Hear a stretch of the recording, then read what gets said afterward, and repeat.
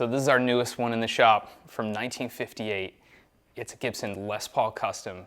But not only that, probably the coolest one I have ever seen, with that amazing kind of folk art painted on the top right over the original finish. We just bought this one from its second owner. His name was Pat, and he told us that he got it in the early 1960s. And so here's Pat when we showed up to buy it from him. He had it in the trunk, popped open the trunk, and we snapped this picture. My buddy snapped this picture, so thanks so much, Pete, for kind of helping me connect with Pat. But yeah, his family was there kind of helping him out with the sale because he was kind of getting up there in age. But we asked him the story while we were there, and he said he got it used, and it already had this amazing kind of folk art paint job on it. It's original finish under it, but it just kind of, I guess they wanted to spruce it up a bit. I guess all the fancy black hardware and pearl wasn't enough for them, so they had to dress it up, and I think they did an amazing job. It's just quality enough to know that someone was good at kind of doing this stuff, but still kind of folk art vibe. I thought it was so cool. We loved it. So we were really happy to get it. And when I got it home, I opened up the case and opened up the pocket of the case and found all this amazing paperwork that he kind of kept over the years. It's kind of a tour of you know, the late 50s and 60s Gibson paperwork. So there's actually a hang tag in there from a Les Paul Jr. And we asked him why, and he said, yeah, I traded my Les Paul Jr. for this guitar. So I'm assuming that that hang tag is from the Les Paul Jr. And then it also had the yellow toggle switch tag, some amazing stuff that he just kept with it all these years.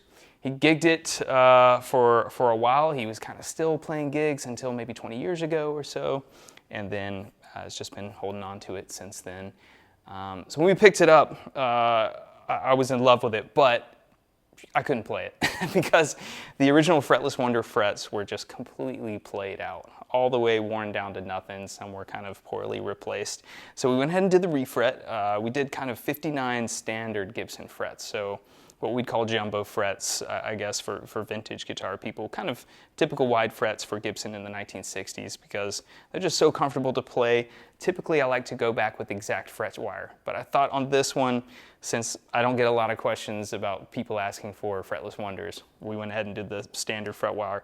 But we did it inside the binding, so the frets kind of stop right at the binding, just like the original fret jobs would have been. It's a beautiful job. It's a just blast to play. So much fun. I also noticed when we got it in that the neck pickup and the middle pickups were dead. And so I sent the whole guitar to Tom Brantley because I didn't want to disturb any of the solder back here. So he took the covers off and found one coil in each pickup was dead. So he just tried to repair those coils, they wouldn't, so he just rewound the dead coil in each pickup, reinstalled everything. So original pickups there. 2 of these rings are replacements. They were kind of poor quality replacements when I got it. So I sourced some vintage rings. Easy to find those black rings compared to the cream rings. Those are tough to find. Other than that, just a couple of like little screws and stuff replaced. I noticed that at some point he painted the back of the neck from here to here. So it was nice to see that we can prove there's no headstock repair here because that finish stops right before there would be a headstock repair here. So I think what happened is he played it so much that the black wore down to just bare wood, and maybe he didn't like that. he couldn't remember. He didn't really fill us in on why that happened. But yeah, look at that. No buckle rash. Still has the plastic input jack plate, which is kind of amazing. You know, that's usually the first thing to go on an old Les Paul is that output jack plate. So yeah, I love playing this guitar. So much fun. I mean, the perfect one you can actually play and take to gigs and not quite worry about you know, the like perfect mint guitars you might not want to take out. This will do everything you want and more. So I'm excited for you guys to hear it. Called in Riggs to play it. Show us how it sounds.